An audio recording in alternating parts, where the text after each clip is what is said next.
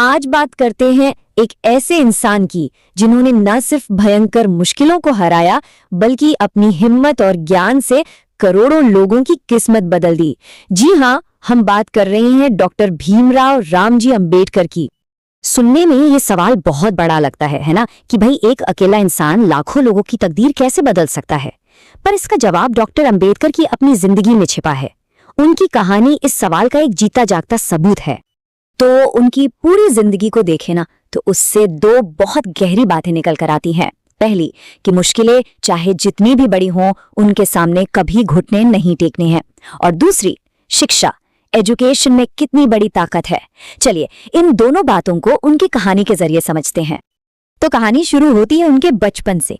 एक ऐसा बचपन जो संघर्षों से भरा था, जहां हर मोड़ पर उन्हें सामाजिक अन्याय का जहर पीना पड़ा। 14 अप्रैल 1891 को महू में उनका जन्म एक ऐसे समाज में हुआ था जहां छुआछूत की जड़ें बहुत बहुत गहरी थीं।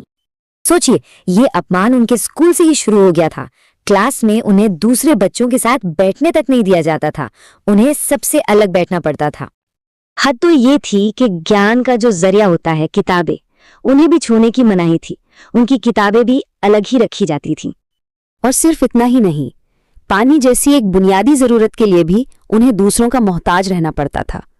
कोई और ऊपर से पानी डालता, तब जाके वो पानी पी पाते थे। लेकिन, और यही सबसे कमाल की बात है, ये रोज रोज का अपमान उन्हें तोड़ नहीं पाया। उल्टा हर जख्म उनकी ताकत बनता गया। उन्होंने इस अपमान को ही अपनी सबसे बड़ी प्रेरणा बना लिया। और यहीं से, इसी अपमान की आग से उनकी जिंदगी का दूसरा पड़ाव शुरू हुआ। उन्होंने पहचान लिया कि अगर इन जंजीरों को तोड़ना है तो उसका एक ही रास्ता है, शिक्षा।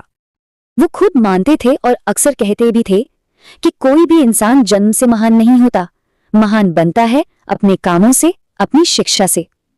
और यही सोच उन्हें ज्ञान की एक न खत्म होने वाली खोज पर ले गई। और इसी ज्ञान की तलाश में देखिए वो कहां से कहां पहुंच गए। मुंबई से कलकत्ता, और फिर तो 7 समंदर पार अमेरिका की कोलंबिया यूनिवर्सिटी और लंदन स्कूल ऑफ इकोनॉमिक्स तक। पर विदेश में ये सफर कोई आसान नहीं था। पैसे की बहुत तंगी थी, परिवार से हजारों मील दूर अकेले थे और सेहत भी अक्सर साथ नहीं देती थी। लेकिन इन सब मुश्किलों पर एक चीज भारी थी, ज्ञान पाने की भूख जो कभी मिटती ही नहीं थी। तो अब कहानी के सबसे अहम मोड़ पर आते हैं, जब वो इतनी शिक्षा हासिल करके भारत लौटे और इस देश का भविष्य लिखने में लग गए। जैसे ही वो भारत लौटे, उन्होंने सीधा मोर्चा खोल दिया उन्हीं सब अन्यायों के खिलाफ जो उन्होंने खुद बचपन में झेले थे। छुआछूत के खिलाफ आंदोलन छेड़े, सबके लिए शिक्षा का अधिकार मांगा, पानी और मंदिरों में सबके प्रवेश के लिए लड़ाई लड़ी।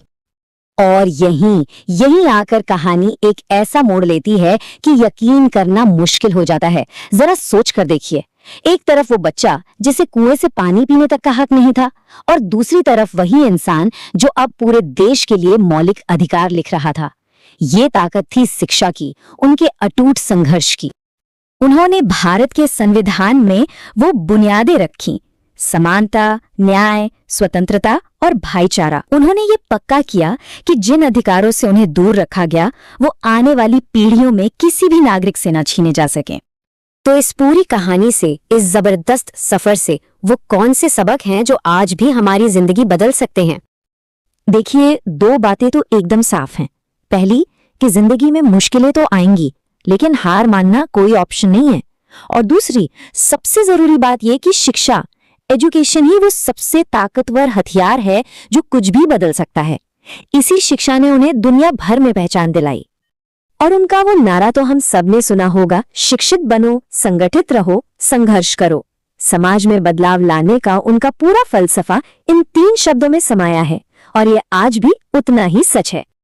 डॉक्टर अंबेडकर ने तो तमाम मुश्किलों के बावजूद अपनी कामयाबी की कहानी लिख दी।